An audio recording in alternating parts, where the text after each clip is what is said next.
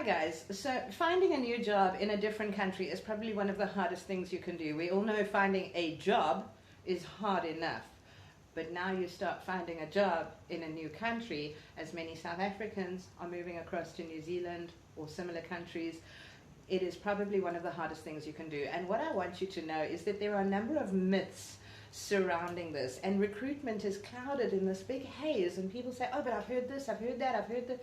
So what I want to do today is I want to dispel 3 popular myths. The first myth is CV format.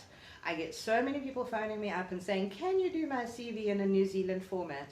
Guys, you can do your CV in a New Zealand format.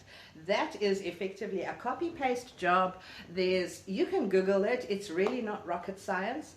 But the bottom line is there is no such thing as a country-specific format.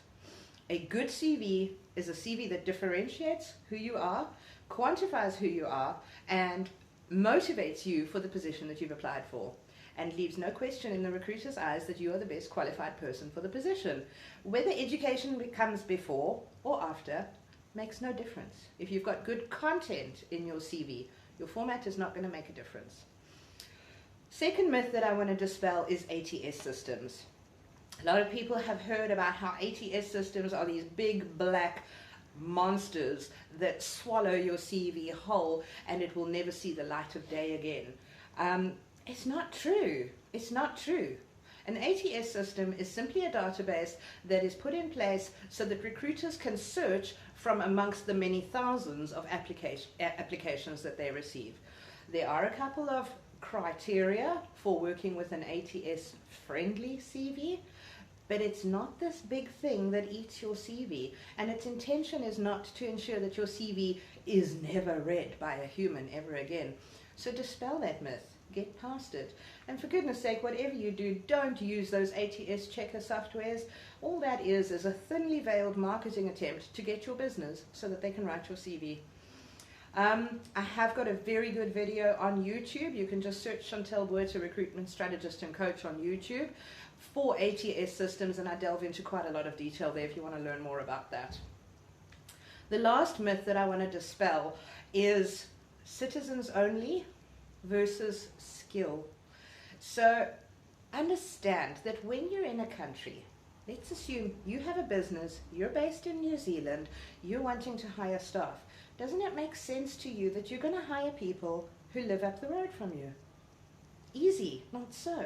So you're going to put on your adverts, no South Africans, not so.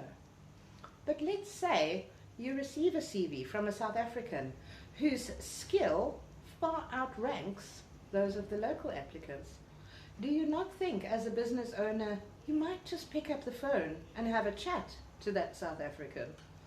So guys, get past this myth of they're not accepting South Africans. You cannot prove anything until you've tried it. And clicking the apply button is not trying it. You have to maximize all of your applications. You have to physically connect with people. You have to talk with people. But don't be put off by this New Zealanders only, because I really believe that there is a way around it. In South Africa, we've got BEE, and it's very much a legislative requirement. In New Zealand, I'm not too sure about the legislation. I know in the UK there is sort of a percentage split, but their legislation is not as hectic as BEE. So if you can prove that your CV is better than a local's, and the company can theoretically hire you, they will hire you. Okay, so you're on a level playing field with every other applicant. That's my advice for you today. If you want to chat more, please reach out to me. My name is Chantel Buerta. I'm a recruitment strategist and coach based in South Africa, specializing with people who want to travel or relocate internationally. My telephone number, South Africa, 083 476 4265. Alternatively, you can just look me up on LinkedIn.